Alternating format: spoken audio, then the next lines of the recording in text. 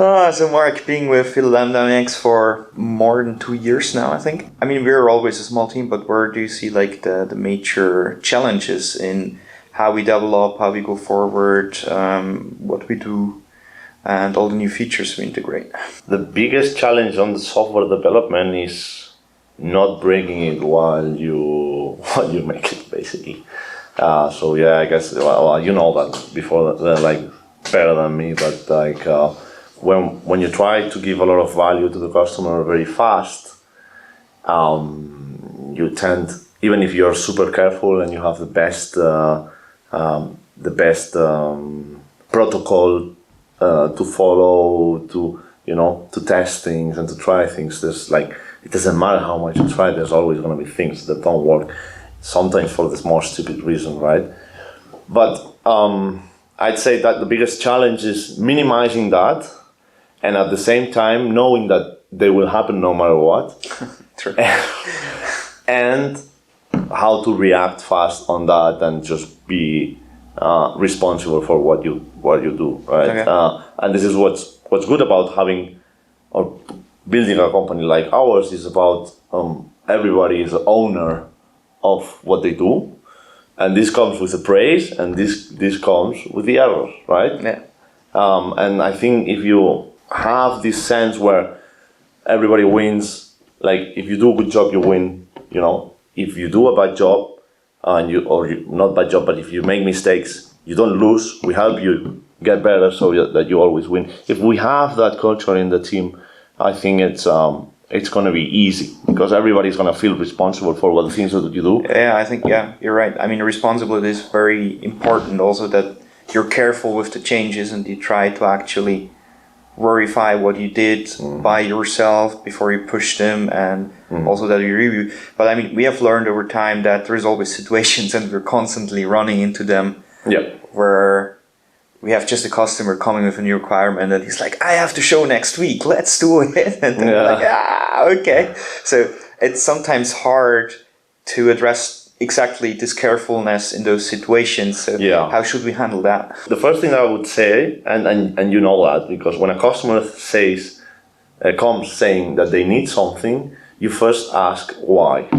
Why and what do they need and exactly for what reason, because sometimes they think they want something, or maybe they think they want A, but that B would solve the problem also, and if you do B instead of A, you will take 1 week for B and 4 months for A, right? So that's the first step, that like making sure not following blindly like what a higher entity says, in this case the client, but the same applies for our developers, like embedding the culture that they're not afraid of saying like, why do I need this? This is not a top-down thing. Addressing this, it's more like first trying to understand the problem of the customer instead of blindly doing what he asks, right? Yeah. Because you might have another solution for his problem that actually is better than what he's proposing, and he just saw something that he wants done exactly the same.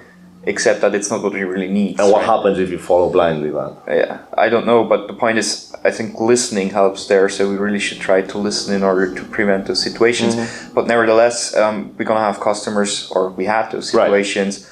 Right. So how to address that, where somebody comes and says, I have to show next week, and we have this turntable that's not working, can you make it work? Yeah, honestly, there's no generic rule for that. It's per case basis, it's like you evaluate, okay, how much work is it gonna be, how much value is it gonna bring the customer or the integrator or the partner, and then you talk with them and then you explain to them, look, okay, this is, I understand that, but let me tell you my side, okay, it takes this much effort, maybe it doesn't scale well, maybe it's not a good idea, and trying to find with the person that wants that thing, like a common ground so that both can be satisfied. I think if you do that, and then for me, if you've done that, then it's about giving the maximum value to the customer. So, but at the end, you know my only rule, right?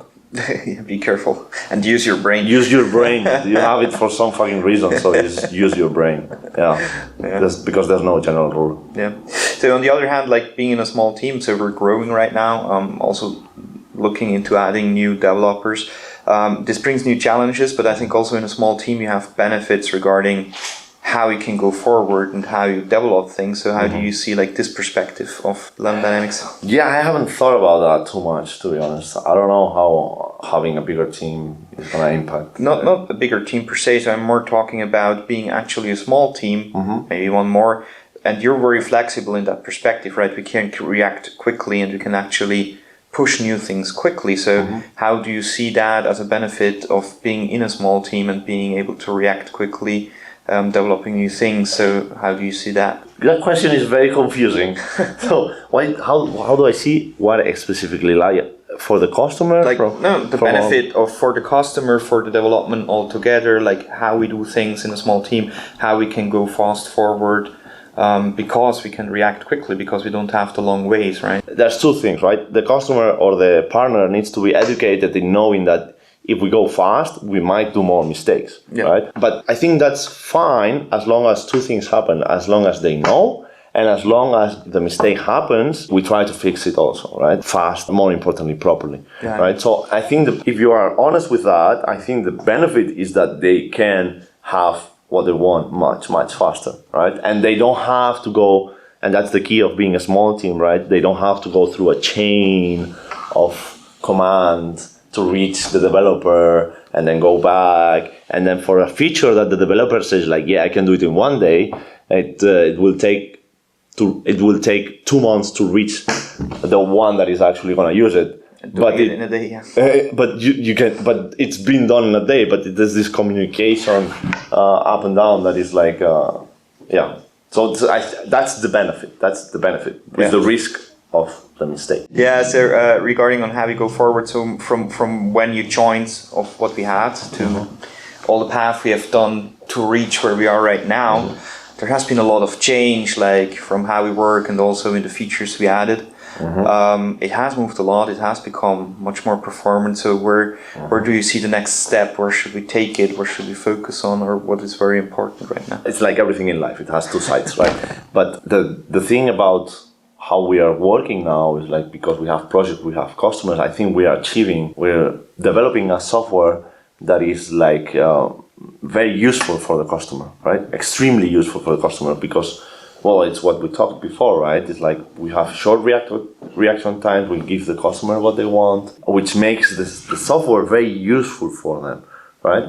But now the other side of the coin for that is that you want to also expand your view and not get stuck into minor optimization things. If I understand you correctly, you're talking about having a vision and the bigger picture where you want to take the product versus being lean and reacting or listening to what the customer gives you as an input to how to go forward, right? Right, so there's definitely has to be a balance on that, and what we're currently, like, I think it comes with waves, right? We're currently at the wave where we had the vision, we did the product, right? And then now we are optimizing it for the customer, and there's going to be a point we will have to see like, okay, wait, we have to go again into the vision for the next steps because we already have, and we are at the stage that because we listen a lot to the customers, right? And we didn't have to decide, yeah, this is the next magic thing that you're gonna need. They tell us, what's the problem? Yeah, and then it's like, I'll solve it for you, right? But I think there's gonna be a point where we're gonna have to switch and then go back to innovation a bit, to the vision,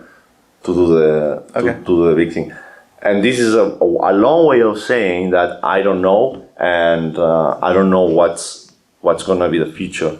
The next feature or the next focus, I don't know where it should be because we're at the phase where we try to see what the customer needs, right? So there's no, for the moment, at least from my side. Yeah, I mean, I totally agree on that. And we should listen, but we should also not lose our focus on where we want to take the product. So if I ask you what the vision would be, where would you take the product? Right, that one is a good one. And my vision is big. So I think we should be the brain for the whole factory, because now we are automating 1, 2 robots. We could do 3 robots. But I think the direction we have to take this, and we're doing 1, 2 robots and we're doing metrology, right?